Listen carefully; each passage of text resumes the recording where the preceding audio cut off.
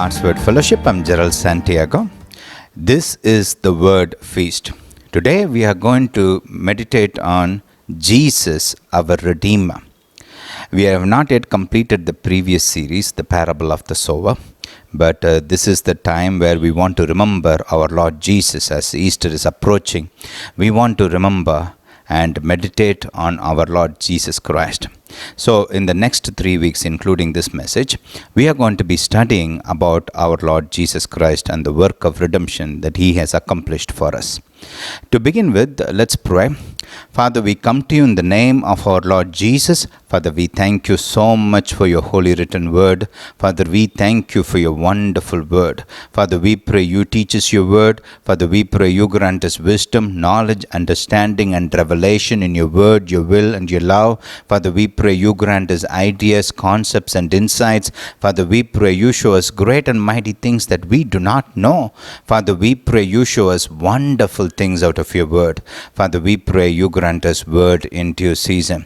And Father, as we are meditating on our Lord Jesus Christ, Father, we pray you grant us a mighty revelation of our Lord Jesus and the work of redemption that He has accomplished for us. Father, we pray you grant us a great revelation of your mighty love for us and the love of our Lord Jesus Christ. Father, we thank you so much you heard and answered our prayers. Father, in the name of our Lord Jesus we pray. Amen.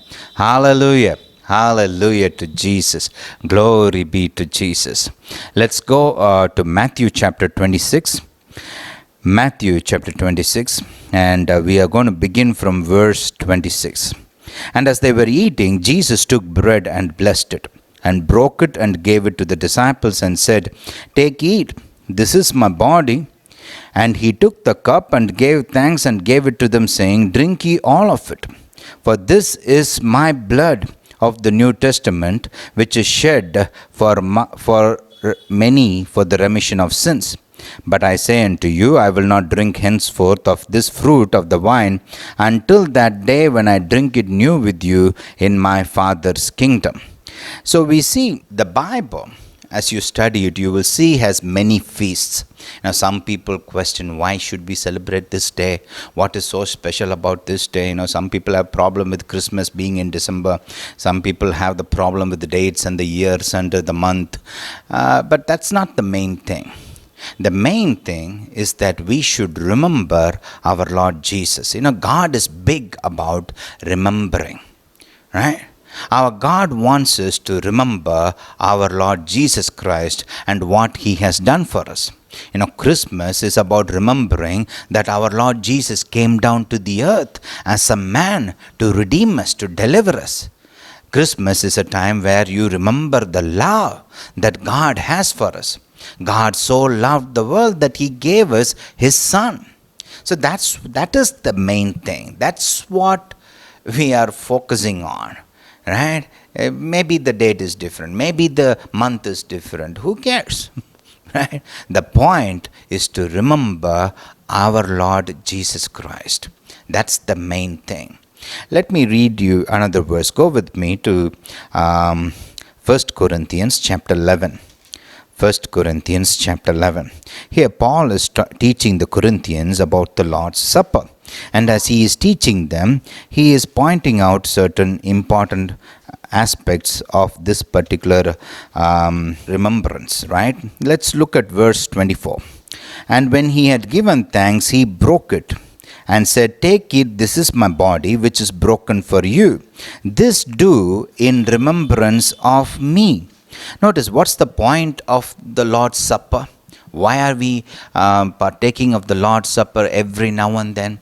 Some people do it every week, some people do it once in a month, but we are doing it often, right? Why are we doing it? What is the purpose? The purpose is to remember our Lord Jesus Christ. That's the purpose, right? Let's look at verse 25. After the same manner, he also took the cup, and when he had supped, saying, "This cup is the New Testament in my blood. This do ye as often as you drink it in remembrance of me." In remembrance of me. Underline that phrase. In remembrance of me. Notice what is the emphasis here, right? Is it to have a little bit of bread and a little bit of wine? No, that's not the point. Right? What is the point? The point is we want to remember the Lord Jesus. We want to remember the love of our Lord Jesus. We want to remember the work of redemption that He has accomplished for us. We want to remember that without Jesus, we ain't nothing, right? We want to remember these things. Right? We want to celebrate our Lord Jesus. We want to celebrate the love that Jesus has for us. We want to celebrate the love God the Father has for us. That's why we are celebrating Good Friday. That's why we are celebrating Easter. And that's why we celebrate Christmas. Do you understand this? God is big about remembering. You might have noticed, you might have had friends back then in school or in college, if you're old enough to, if you have already passed that stage, there were some people who were so close to you. Right? You thought you couldn't live without them. You thought, without this friend, I would be lost. You thought if I don't see this person, I don't know how I'm going to pass my day or pass my life. Right? But, I have had friends like that, real close friends. I used to sit with my friends all the day. We used to sit next to each other in school. And then we would come, ride and cycle back to our house. And he would go to his house. I would go to my house. And after that, once we come back from school, I would call him up on phone and then talk to him over phone. And then we used to go to tuition together, right? And then we would meet up on holidays. We would go out. We would roam around. We used to do all that. We thought we will never forsake each other. We will never, spend time too far from each other. And we thought we will always be together. All that. But do you know, I don't even know where that boy is today. And I am just giving you an example of one person. But there are some people whom I don't know where they are living today. Many times I don't even remember them. Once in a while their memory would pop up in my mind. Right? At that time when we were sitting next to each other, talking to each other, in close fellowship with each other, the love and the bond was great. But today, I don't even think of them too often. See, when you don't remember somebody, right, the love, the affection can fade away. When you don't remember something, right, your desire for that will fade away. If you want to kill the desire for a particular habit, right, you just need to stop watching those things, right, or talking about those things. Stop thinking about those things. And if you will do that, the desire for that object or for that person will just fade away. It will die. If you don't remember, that affection, that desire will fade away. God constantly wants us to remember Him, to remember His love, to remember His goodness, so that our love and our affection for Him will always be fervent. Now, the Bible talks about fervently loving people. Now, first of all, we should fervently love God. The Bible says, love the Lord your God with all your heart, with all your soul, with all your mind, and with all your strength. So we want to love God. And this is a time, this time, what we call Lent season, right? And this is a good time to set apart time and remember Jesus, right? And remember what He has done for us. And remember His goodness. And remember the work of redemption that He has accomplished in our life, for us, for our sake. We want to remember how much God loved us, because He sent His only begotten Son. Would you send your only begotten Son for someone else? Right? To die for them? I don't think so. I wouldn't either. So, but notice how God sent His only begotten Son for us. For us. Right? We want to know that love. We want to celebrate that love. We want to celebrate Jesus. Right? That's why we celebrate Easter. That's why we celebrate Good Friday. That's why we celebrate Christmas. We want to celebrate Jesus. Jesus should be the focus of all our celebration. Do you understand this? Yeah, let me read some certain scriptures for you. Go with me to Exodus, Exodus chapter 12. Let's read from verse 14. You know how God instituted the Passover for the Jewish people? Because on that day, He was going to do a mighty work on behalf of Israel. He was going to stretch out his hand against Egypt and the people of Egypt, right? Because they simply would not let Israel go. God would give them opportunity after opportunity to let them go, and they wouldn't. And so, in order to deliver his people, God was going to stretch out his hand and slay the firstborn of all Egyptians, man, beast, everything, right? And as he was going to pass over, as he was going to go through the land of Egypt, God wanted to pass over the people of Israel. He didn't want to touch them. He didn't want to touch the people of Israel. He didn't want this judgment to come upon the people of Israel. So he asked them to slay a lamb, right? And use that blood, and he wanted them to put the blood upon the lintels and the doorpost, right? He wanted them to do that so that when he looks at the blood, he will pass over them. The judgment would not come upon them, right? That was the reason. Now, God wanted them to celebrate this Passover not only on that particular day when they were being delivered out of Egypt, but he wanted them to celebrate it forever. Let's read about that. Go with me to Exodus chapter 12 and let's begin from verse 14. And this day shall be unto you a memorial. Underline that word memorial. Do you see a concept here?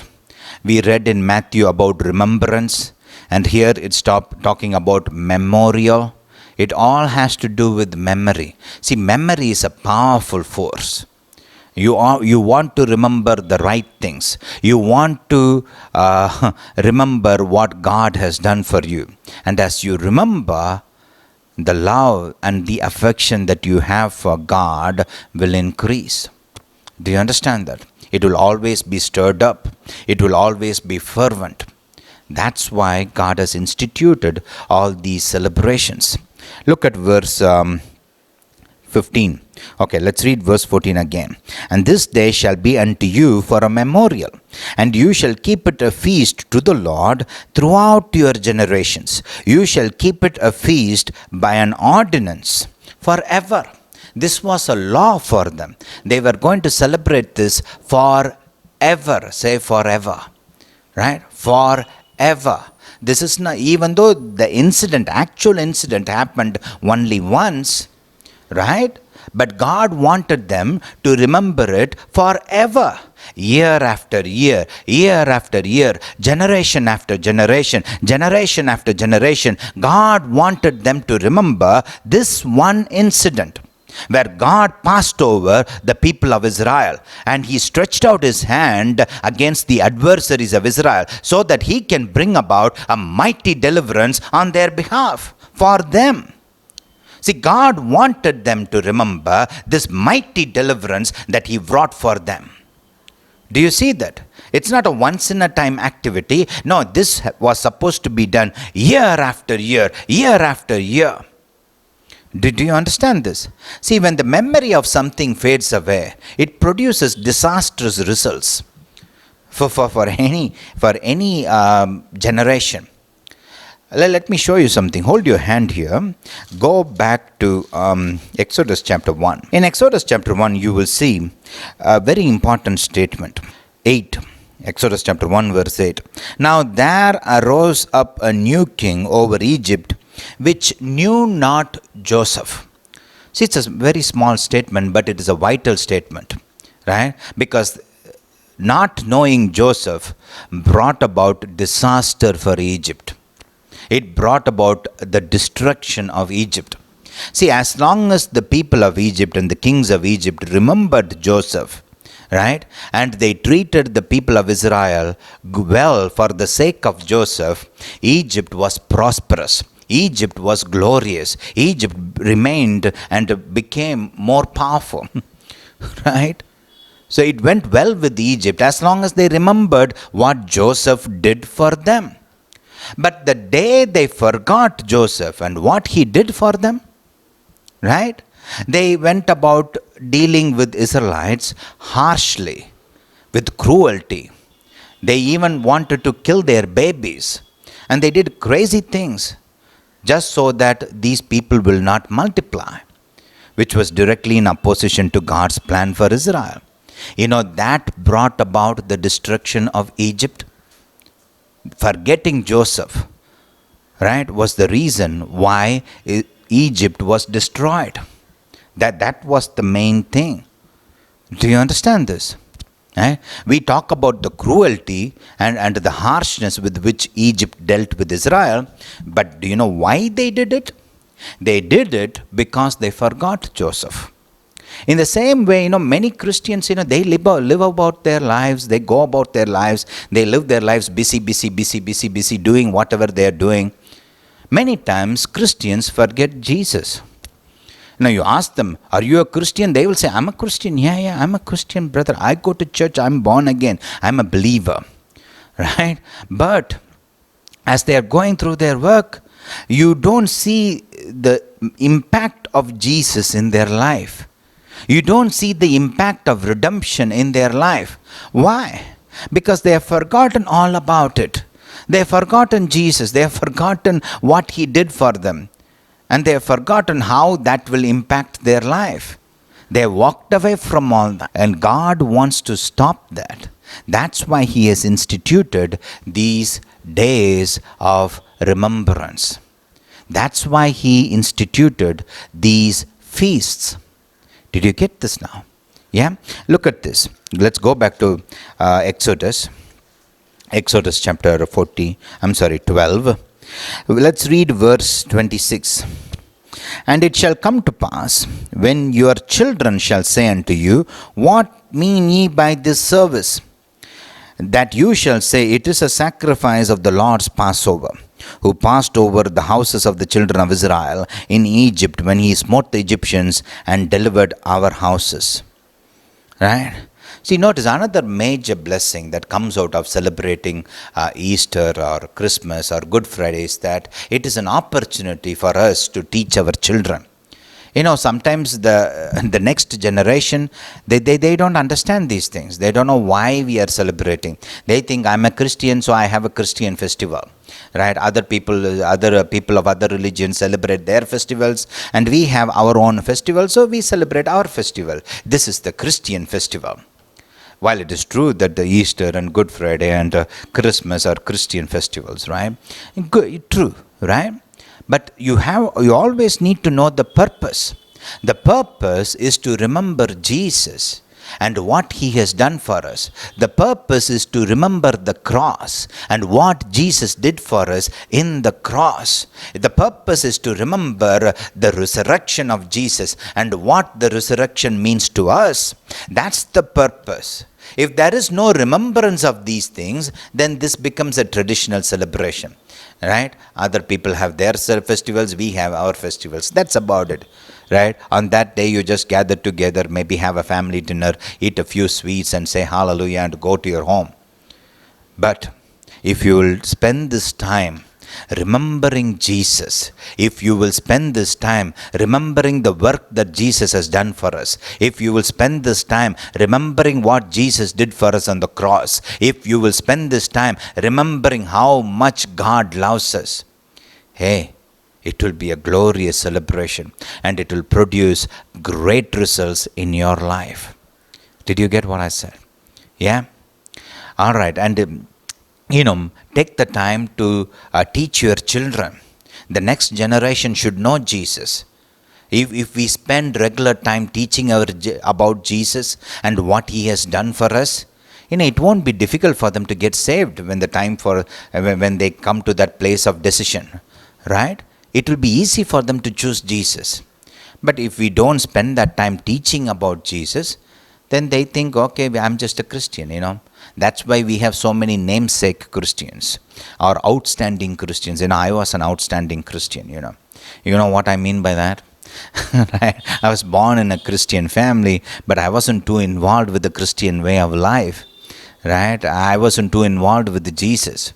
Right? I was one of those namesake Christians. I was one of those outstanding Christians. Didn't care much about Jesus until the day I got saved. Do you understand this? So this celebration is an opportunity for us to minister to our children, to teach our children about Jesus, to help them grow in the knowledge about the love of Jesus. Do you understand this? Yeah?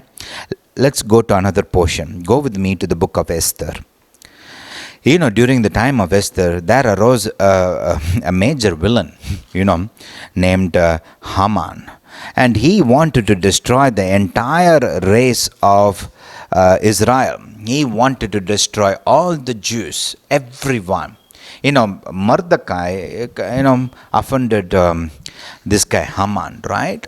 Now, naturally speaking, if you are angry with a particular man, let's say he actually dishonored you and what he did was wrong.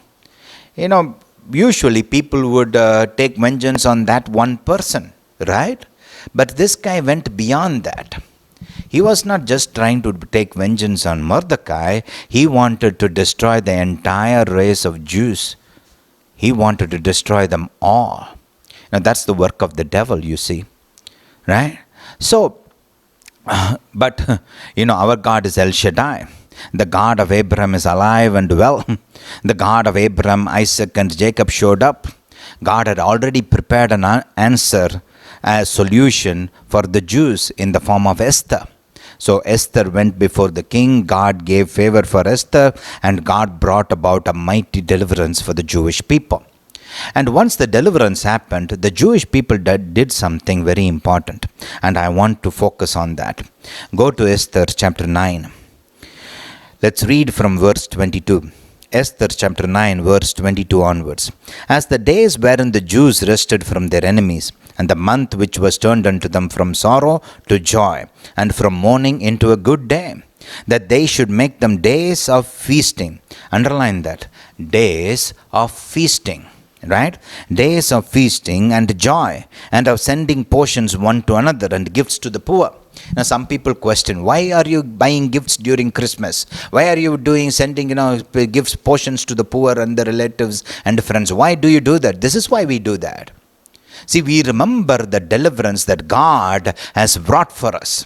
We remember the love of our God the Father. We remember the love of Jesus, and it is worthy of all celebration.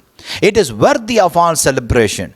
Yes, you can invest money and celebrate. Why? Because God remembered us and came down to deliver us. God remembered us, even though we were his enemies, even though we were not serving him, even though we were ungodly, even though we were off somewhere doing things which he did not like, yet God remembered us and he sent Jesus. And that's worthy of celebration, worthy of all celebration. God the Father remembered us. Do you see? If God remembered us, we should remember him. We should remember what he did for us. I like what it says in Exodus. Again, let's go back to Exodus chapter 3. It is so big that Paul prays a prayer that we may know the love, right? The love of God, the length and the breadth and the height and the depth of the love of God, the love that God has for us. We should remember that.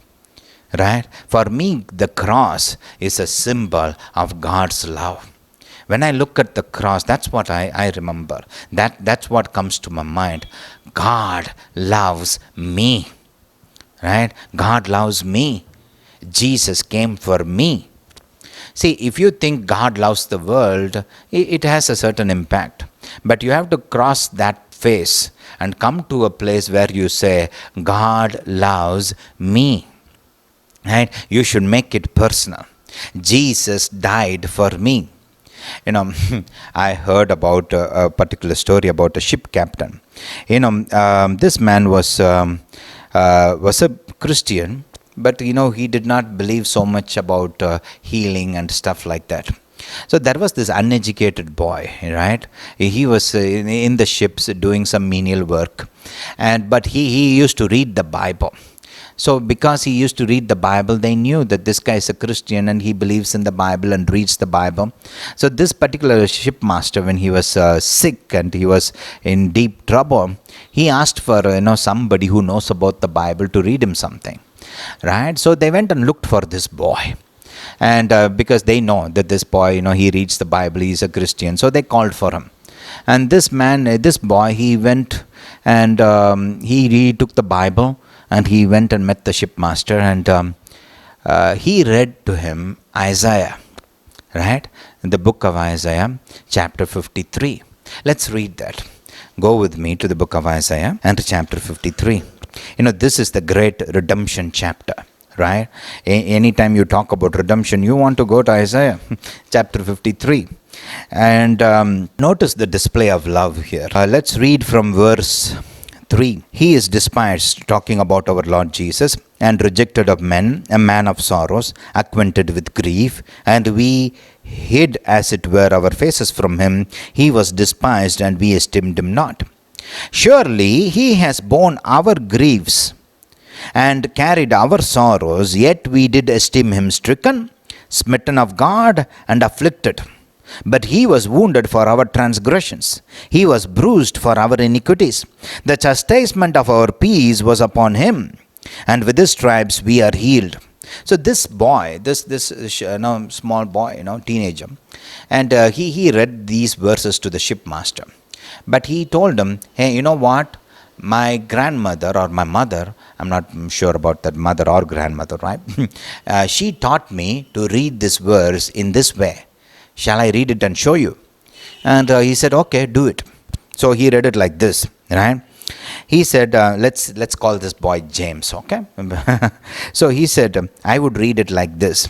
Surely Jesus has borne the griefs of James and carried the sorrows of James. Right? And yet we did esteem him stricken, smitten of God, and afflicted. But Jesus was wounded for the transgressions of James. Jesus was bruised for the iniquities of James. The chastisement of the peace of James was upon Jesus. And with the stripes of Jesus, James is healed. He said, my grandmother taught me to read like this. You can also read it. You put your name and read it. And the shipmaster took the advice of that small boy, that teenager, and he said, okay, fine, I will read it like that.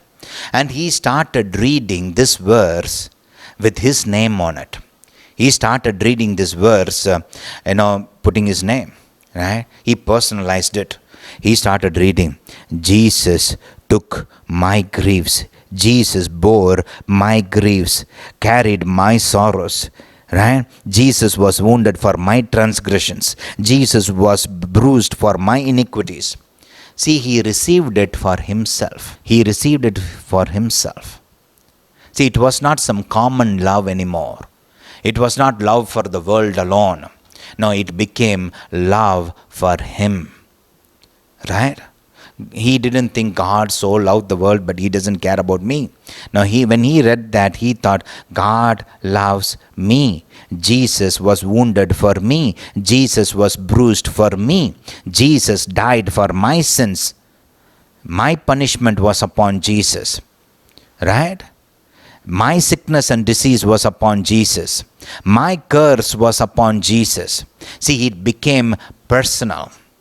See, that's why I have made the title of this series, Jesus, my Redeemer. Not somebody else's Redeemer, my Redeemer. Jesus redeemed me. Do you understand this? Yeah? You have to learn to receive the love that God has for you. That's what we are going to do in this series. We are going to remember the love that God has for us. For us. Yes, He loves the world. Yes, He loves all the people in the world. Yes, He loves all the other believers. Yes, true. But as long as it is God loving somebody else, it won't impact your life. As long as you are thinking just, Jesus came for the sins of the world, that won't create that much impact in your life. What will change your life? When you start thinking, Jesus died for my sin. Jesus loves me. Jesus redeemed me from the curse of the law. Jesus bore my sickness, my disease. Right? Jesus bore my pain. Jesus became poor for me that I might be rich. Jesus shed his precious and holy blood for me. See, when the love becomes personal, when the work of Jesus becomes personal, that's when it will impact your life. Jesus is not just the Redeemer of the whole world. Jesus is my Redeemer. Jesus is your Redeemer. Say this with me. Jesus is my Redeemer. Jesus loves me. God the Father loves me. God sent Jesus for me. Hallelujah. Hallelujah to Jesus. The love of God should become personal. We should know and believe the love that God has for us. That's why we are remembering Jesus and what he did for us on the cross. Did you get that today? Go with me, 1 John chapter 4, and let's read verse 16. And we have known and believed the love that God has to us. God is love. And he that dwelleth in love dwelleth in God, and God in him. God loves us all the time. But just because God loves us, that's not going to change our life. Right? What will change your life? When you choose to believe the love that God has for you. When you find out that God loves you, and you choose to believe that love, that will change your life. I have always known from the time I was a child that Jesus came to this earth. Right? I have known it all my life. I was born into a Catholic family, right? So we knew about Jesus from the very beginning, right? But it did not change my life. It didn't affect my life that much. And I have always known about Jesus. I know the stories about Jesus. I know about the miracles that Jesus did. I knew about the Old Testament stories and all that. Right? I was born into a traditional Christian family. But it did not impact my life. It did not change my life. Do you know when my life changed? When I was born again? When I found out that Jesus died for my sin. When I found out that Jesus shed his holy blood for me, Jerry, right? When I found that out, my life changed. That's when I was born again. I knew that Jesus is God from the time I was a child, Even though I went into atheism and all liberal stuff and all that in between, I have always known, I studied in a Christian school. They taught us about the Bible 5 days a week, every day. So I had heard about Jesus for 14 years. When you hear about Jesus for 14 years, 5 days a week, right, it gets into you. You understand that, right? So for me, getting saved was easy. Once I came to that realization, it was not difficult for me to get saved at all, because there was a storehouse of word of God in me already, right? So what I'm trying to say is this: even though I've studied it, I heard about it, I wrote exams on it and all that, right? The time that it actually impacted my life was when I came to a realization that Jesus actually loves me personally. Right? As long as I was thinking, Jesus came down for the sins of the world, it didn't touch me so much. Right? It didn't impact my life so much. But when I understood that Jesus loves me, when I understood that Jesus died for my sins, when I understood that Jesus shed his holy blood for me, it changed everything. I was born again. I received Jesus as my Lord and Savior. And from that moment on, my life turned completely different. I was going to hell. I was going towards destruction, both in this life and for eternity. My life was going in a downward spiral. I was moving fast towards death and destruction. But Jesus came to meet me. Jesus showed himself to me. Jesus showed his love for me. And when he did that, my life changed. I received Jesus as my Lord and Savior. And from then on, my life has become brighter and brighter and brighter and brighter. God has changed me from glory to glory. God has revealed his plan for me. God has blessed me. God has given me a family, children, ministry. God has been good to me. God will do that for you. I want to pray for you right now. Those of you who don't know Jesus, let me give you an opportunity right now to receive Jesus as your Lord and Savior. Pray this simple prayer with me. Jesus loves you. Jesus died for your sins, right? Jesus died for you. Now, you might have had a horrible past like me, but Jesus still loves you, and Jesus cares for you, and Jesus shed his blood for you. Choose Jesus now. Let me pray for you. Hallelujah. Pray this prayer with me. Father, we come to you in the name of our Lord Jesus. Father, we acknowledge that Jesus died for my sin. Jesus shed his blood for me. Jesus is the Son of the living God. Jesus is the true God. We believe that. We believe that Jesus came down as a man and lived on this earth and became my sacrifice. Jesus died as the Lamb of God for my sin. I acknowledge that. I believe that. I receive that for me.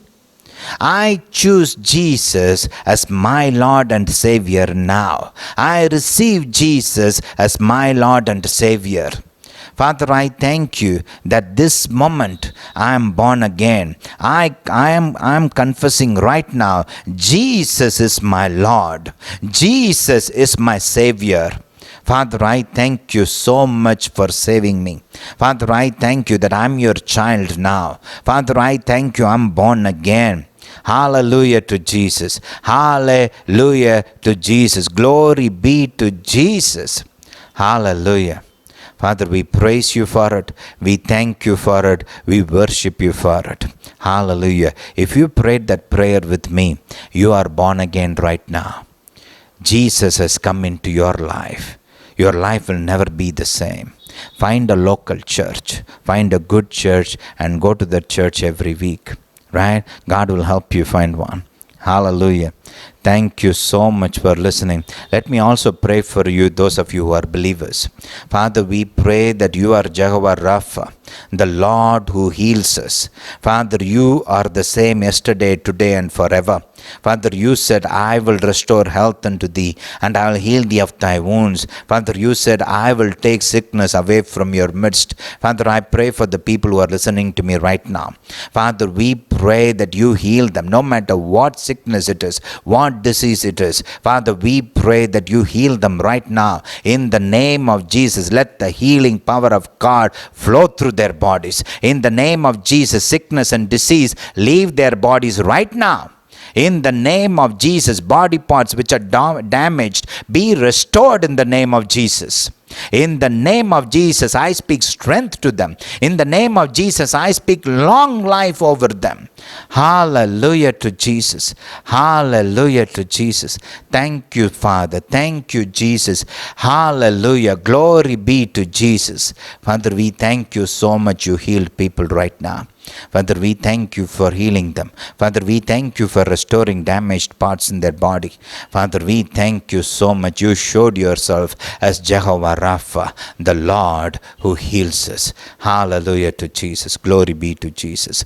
Father, we thank you. We appreciate you. Father, in the name of our Lord Jesus, we pray. Amen. Hallelujah.